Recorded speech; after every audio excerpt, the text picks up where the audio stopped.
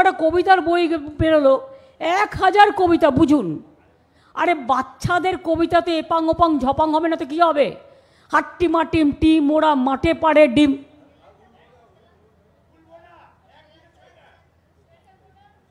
অনেকে জানে না নেশার মতো বলে আমি একদিন একটা করে সোয়েটার বুনতাম,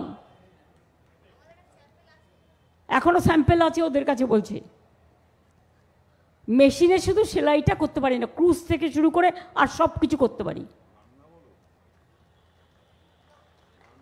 রান্না করতেও খুব ভালোবাসি, আবার আন্দোলন করতেও ভালোবাসি, আবার ঝগড়া করতেও ভালোবাসি, অপ্রিয় সত্য বলতেও ভালোবাসি।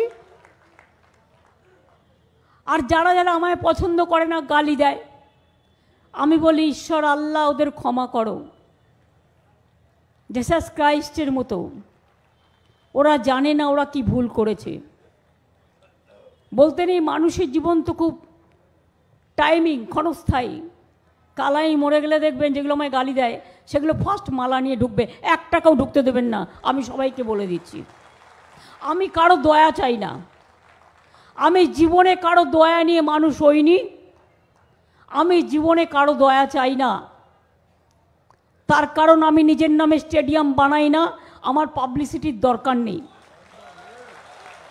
আমি নিজের নামে ট্রেন লাইন করি না, আমার প্রয়োজন নেই। আমি নিজের নামে সব কিছু করি না, কারণ আমার প্রয়োজন নেই। আমি এমনকি মা মাটি মানুষের নামে একটা স্কিম করিনি আজ পর্যন্ত। মনে রাখবেন, আমার বাবা মার মৃত্যুর পরে অনেকে আমায় বলেছিল যদি কিছু করা যায়। আমরা না, কোনো প্রয়োজন নেই। আমার বাবা মা কোনোদিন চাইতেন না, আমিও চাই না। ভাই মানুষের মতো মানুষ এইটুকু হয়ে বেঁচে থাকলে এর থেকে বেশি কিছু চাই না। যতটা পারি ততটা করি। আমার সাথে দেখুন না, 100 দিনের কাজ বন্ধ, এটা গভর্নমেন্টের কথা বলে বলছি।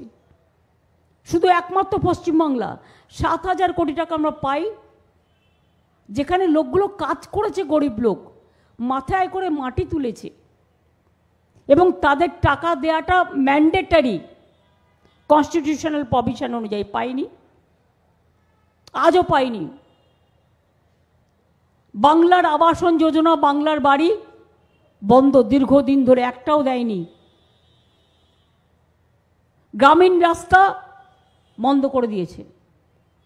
আবার বলছে ঘর ঘর মে জল কোন দেতা হ্যায়, ও নেতা দেতা হ্যায়।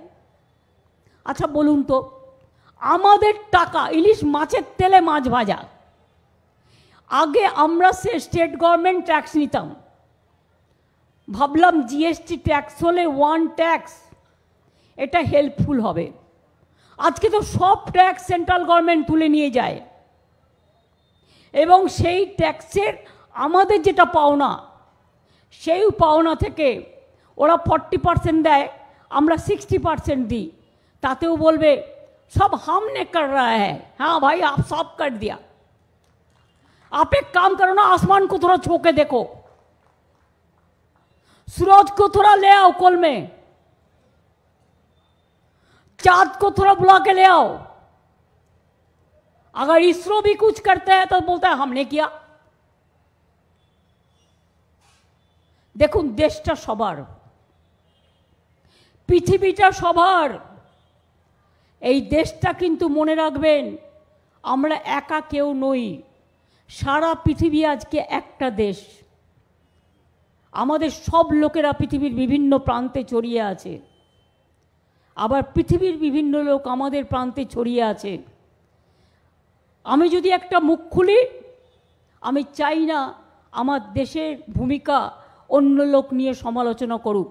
আমি মাদারল্যান্ডকে ভালোবাসি, আমার জন্মভূমিকে ভালোবাসি, তাই আজও চুপচাপ আছি।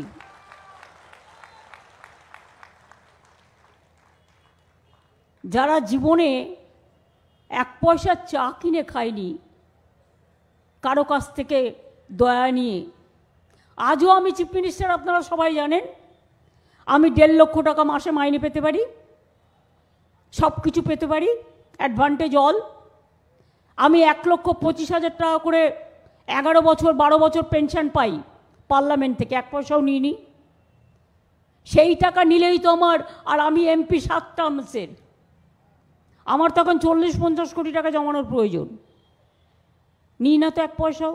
কই একবারও কেউ স্বীকার করেছেন? করেননি তো। তবু আমরা চোর। একটা ইন্ডিভিজুয়াল প্রবলেম নিয়ে, আরে সবচেয়ে বড় চোর যারা, তারা মুখে গোবর লেপে বসে আছে। আর আজ পুলিশের মুখে আটা ছুড়ে দেওয়া হচ্ছে। কেন? এটা আমরা we are facing the Legacy. 34 years মনে রাখবেন, চাষিদের থেকে চাল কেনা হতো না। আমরা একমাত্র গভর্নমেন্ট, এটা ক্লিন আপ করতে গিয়ে আমার 10 বছর টাইম লেগেছে। 1 কোটি রেশন কার্ড আমরা বাদ দিয়েছি। কেন জানেন? ওই 1 কোটি রেশন কার্ডে আগে চাল তোলা হতো লেফট ফ্রন্টের আমলে, এবং 1 কোটি রেশন কার্ডের ফলস নামে ভোট দেওয়া হতো। এইটা 1 কোটি রেশন কার্ড বাদ দিতে গিয়ে, ফলস রেশন কার্ড, আমার 7-8 বছর টাইম লেগেছে। আমরা রেশন কার্ড সব ডিজিটাইজ করে দিয়েছি। আজকে বলুন তো, কোন লোকটা কোভিডে অনাহারে মারা গেছে?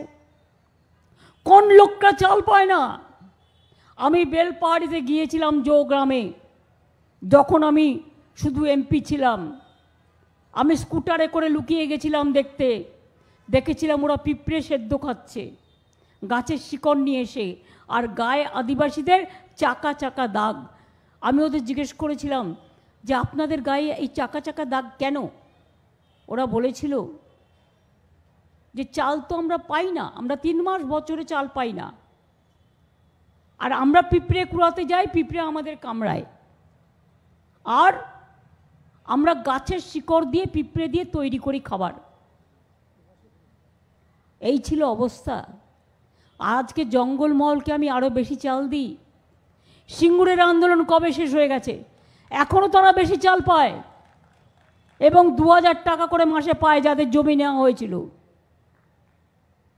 জঙ্গলমহল পায়, আদিবাসীরা পায়, সব মানুষ পায়।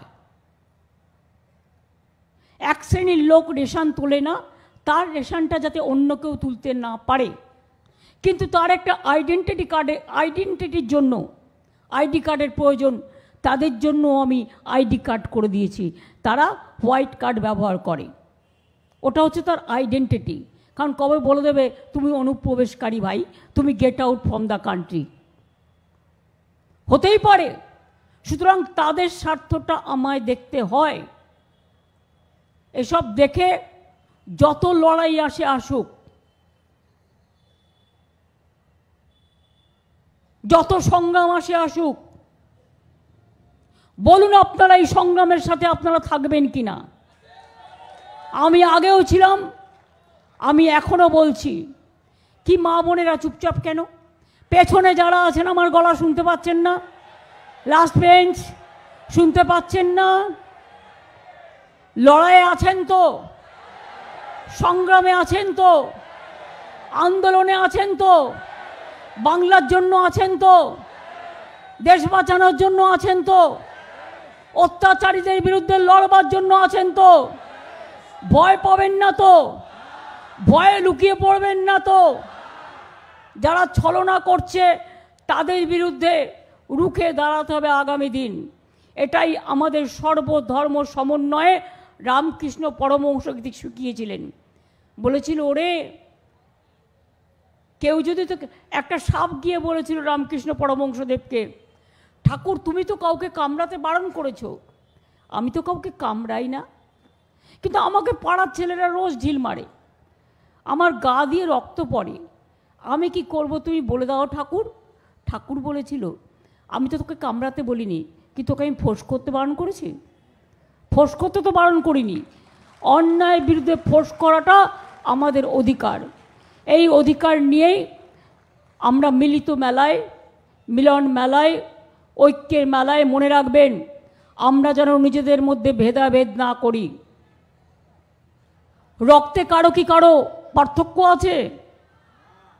যখন কেউ ব্লাড দেয়, নাম লেখা থাকে রাম, রহিম বা জনস, নানা রকম নাম লেখা থাকে, কিন্তু সেই রক্ত যখন আর একটা কমিউনিটির গায়ে যায়, সে কি জানে রক্তটায় কার নাম লেখা আছে ব্লাড ব্যাংকে গিয়ে জমা পড়লে?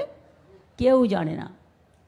সেই জন্য মনে রাখবেন, আমাদের যেমন পা আছে, হাত আছে, মুখ আছে, চোখ আছে, নাক আছে, সেই রকম আমাদের সব কমিউনিটি আছে। আমাদের হিন্দু আছে, আমাদের বৌদ্ধ আছে, আমাদের শিখ আছে, আমাদের জৈন আছে, আমাদের পারসিক আছে, আমাদের মুসলমান আছে, আমাদের গুজরাটি আছে, আমাদের বিহারি আছে, আমাদের ইউপি আছে, আমাদের সবাই আছে। সবাইকে নিয়ে চলাটাই আমাদের ধর্ম এবং সেটা নিয়েই আমরা চলব। আমাদের জাতীয় সঙ্গীত রবীন্দ্রনাথ ঠাকুরের তৈরি করা। এই জাতীয় সঙ্গীত আমরা সব সময় গাই। বন্দে মাতরম ন্যাশনাল সং বাংলার মাটিতে তৈরি, ঋষি বঙ্কিমচন্দ্র চট্টোপাধ্যায়। প্রত্যেকটা রাজ্যের একটা নিজস্ব সঙ্গীত আছে, কিন্তু আমাদের রাজ্যের ছিল না। এমনকি অশোক স্তম্ভটা আমরা ইউজ করতাম, রাজ্যের কোনো এমএমও ছিল না, ওটা আমি নিজে তৈরি করে দিয়েছি। এবং তাই আমি আমার সবাইকে অভিনন্দন জানিয়ে, শুভেচ্ছা জানিয়ে, ধন্যবাদ জানিয়ে আমি আমার আর্টিস্টদের সবাইকে বলবো, বাংলার গানটা, বাংলার মাটি, বাংলার বায়ু জল আমাদের রাজ্যের সঙ্গীত। আমি শিল্পীদের বলবো এটা গাইতে আমরা সবাই সাথে দাঁড়াবো। এটা কিন্তু দাঁড়াতে হবে। জাতীয় সঙ্গীত যেমন আমরা দাঁড়াই, আমরা কিন্তু বাংলার রাজ্যের সঙ্গীত, এই তো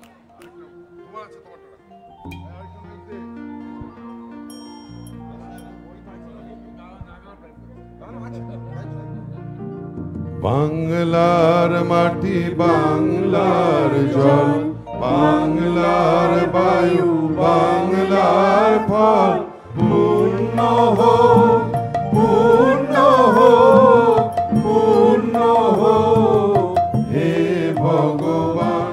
বাংলার মাটি, বাংলার জল, বাংলার বায়ু, বাংলার ফল, পূর্ণ হোক, পূর্ণ হোক, পূর্ণ হোক হে ভগবান।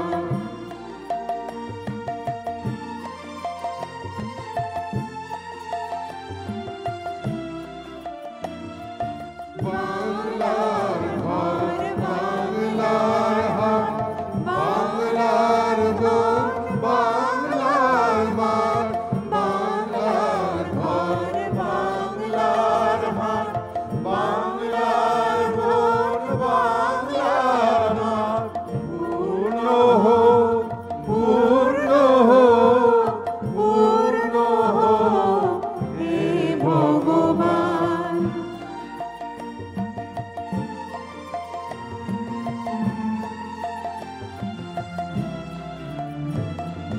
বাঙালির মন, বাঙালির আশা, বাঙালির কাজ, বাঙালির ভাষা, বাঙালির পণ, বাঙালির আশা, বাঙালির কাজ, বাঙালির ভাষা, সত্য হোক, সত্য হোক, সত্য হোক হে ভগবান।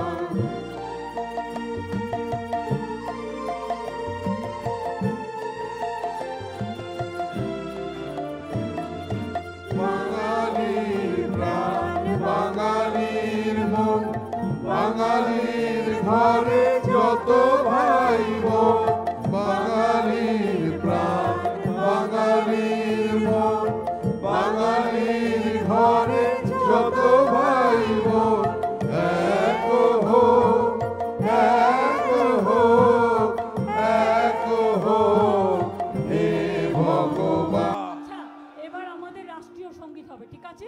আমরা সব সময় দুটোই করি। জনগণ মন অধিনায়ক জয় হে ভারত ভাগ্য বিধাতা। পঞ্জাব সিন্ধু গুজরাট মারাঠা দ্রাবিড় উৎকল বঙ্গ, বিন্ধ্য হিমাচল যমুনা গঙ্গা উচ্ছল জল বিতরঙ্গ। তব শুভ নামে জাগে শুভ আশিস মাগে গাহে তব জয় গাথা জনগণ মঙ্গল দায়ক জয় হে ভারত ভাগ্য বিধাতা জয় হে জয় হে জয় হে জয় জয় জয় জয় হে জয় হিন্দ জয় হিন্দ, জয় বাংলা জয় বাংলা, জয় বাংলা জয় বাংলা তৃণমূল কংগ্রেস জিন্দাবাদ